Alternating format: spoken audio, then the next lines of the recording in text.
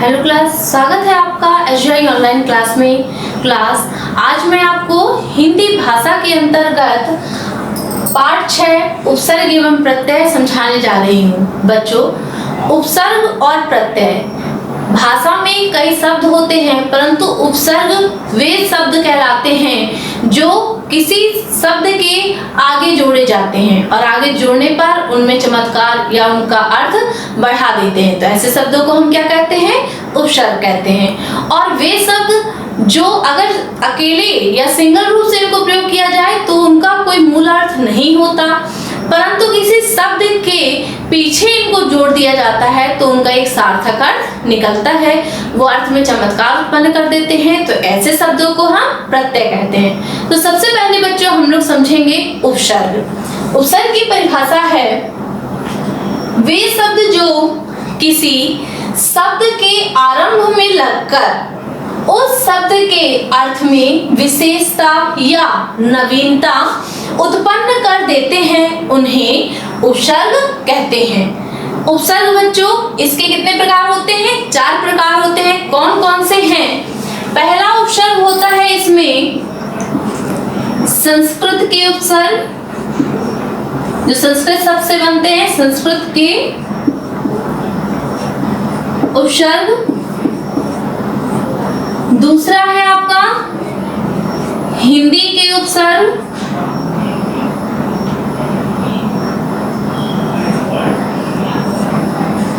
हिंदी के उपसर्ग। इसके बाद तीसरा है उर्दू के उपसर्ग।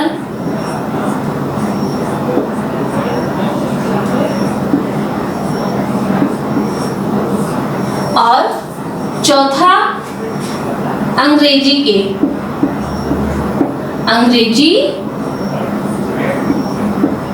उपसर्ग।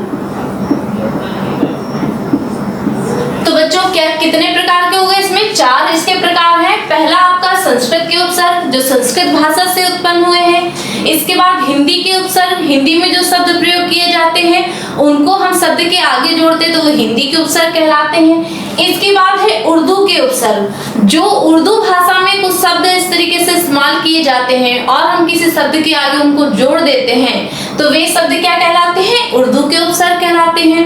इसके बाद है अंग्रेजी के उपसर्ग। अंग्रेजी के उपसर्ग में क्या है? ऐसे शब्द जो अंग्रेजी भाषा से लिए गए हैं और हम किसी मूल शब्द के आगे जोड़ देते हैं और उनका जो शब्द का अर्थ है वो उपसर्ग में बदल जाता है। तो सबसे पहले हम लोग समझेंगे जैसे संस्कृत के उपसर्ग में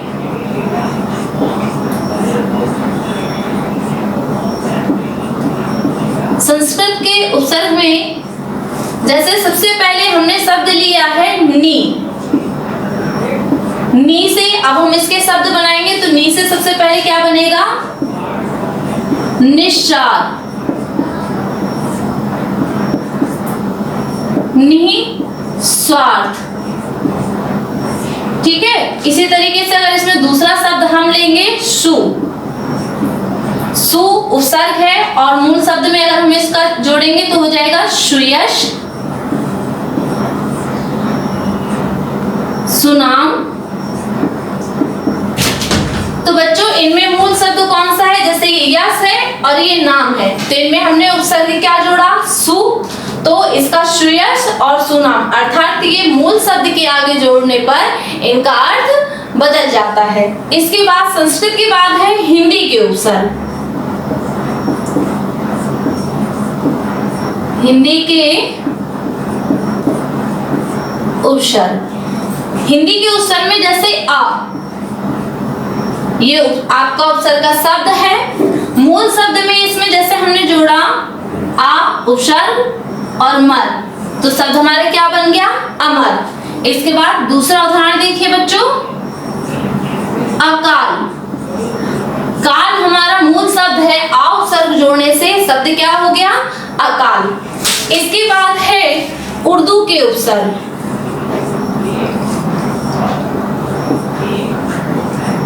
उर्दू के उपसर्ग जैसे उर्दू में गैर, गैर उर्दू का शब्द है और इसमें हमने मूल शब्द में जोड़ा इसको, तो गैर हाजिर, हाजिर आपका मूल शब्द है और गैर शब्द जोड़ने से क्या हो गया, गैर हाजिर, जो उपस्थित ना हो। इसके बाद दूसरा उदाहरण है इसका, गैर कानूनी। कानूनी आपका मूल शब्द है और गैर उपसर्ग है, अर्थात इसमें उपसर्ग जोड़ने से गैर कानूनी, जो कानून के विरुद्ध हो, तो वो क्या कहलाता है, गैर कानूनी। इसके बाद है बच्चों चौथा आपका अंग्रेजी के उपसर्ग। अंग्रेजी के उपसर्ग, अंग्रेजी के उपसर्ग में बच्चों शब्द जैसे है चीफ, चीफ अंग्रेजी शब्द है और इससे जब शब्द हम बनाएंगे तो क्या बनेगा, चीफ मिनिस्टर। मिनिस्टर आपका मूल शब्द है और चीफ आगे जोड़ने से पूरा शब्द हो गया चीफ मिनिस्टर। इसके बाद दूसरा इसका उदाहरण है चीफ कमिश्नर। कमिश्नर आपका मूल शब्द है और चीफ आपका उपसर्ग है। तो इस प्रकार से बच्चों ये क्या हुए, उपसर्ग। इसके बाद मैं आपको बताऊंगी प्रत्यय। इसके बाद बच्चों प्रत्यय, प्रत्यय क्या है, ऐसे शब्दांश जो किसी शब्द के अंत में लगकर उस शब्द के अर्थ में परिवर्तन या विशेषता उत्पन्न कर देते हैं, प्रत्यय कहलाते हैं। प्रत्यय कितने प्रकार के होते हैं बच्चों, दो प्रकार के होते हैं। कौन कौन से, पहला कृत प्रत्यय और दूसरा तद्धित प्रत्यय। अब कृत प्रत्यय की परिभाषा को समझिए। का कृत प्रत्यय, कृत प्रत्यय क्या है, जो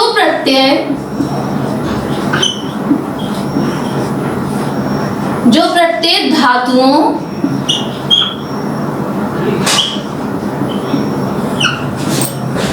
में लगते हैं, में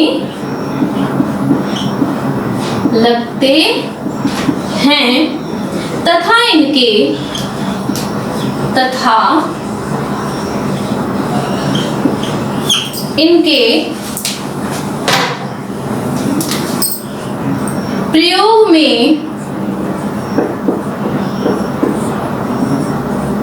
इनके प्रयोग में संज्ञा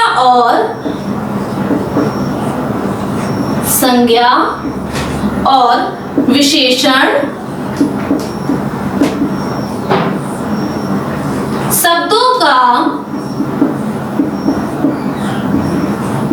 शब्दों का निर्माण होता है,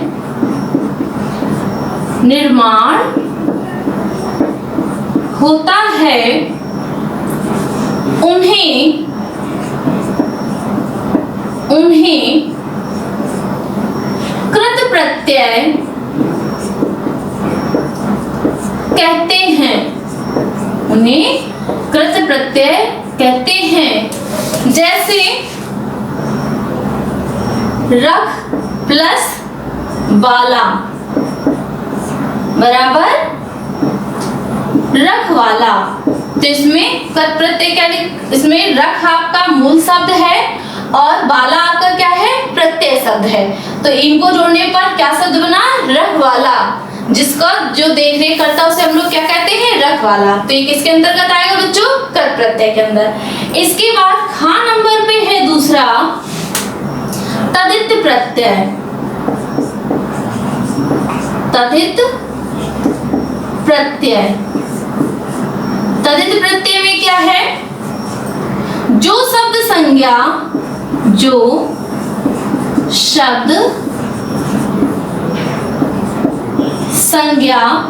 विशेषण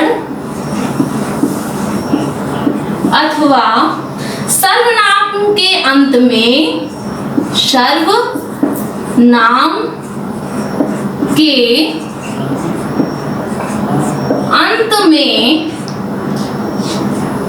लगते हैं लगते हैं वे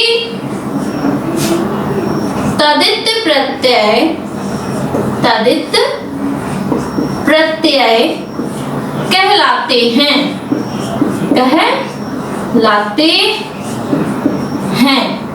जैसे तदित प्रत्यय में जैसे आपका शब्द होगा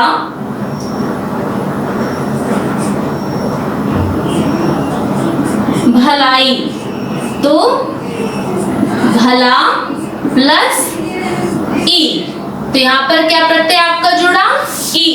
ई प्रत्यय के जोड़ने से शब्द आपका बना भलाई, अर्थात भलाई भला प्लस ई, तो इसमें कौन सा प्रत्यय हुआ?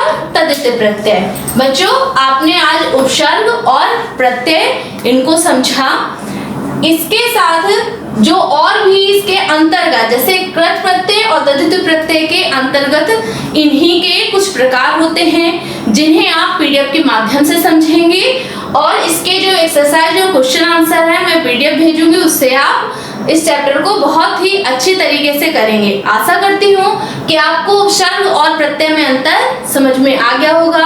आज के लिए बच्चों इतना काफी है। आपका दिन मंगलमय हो।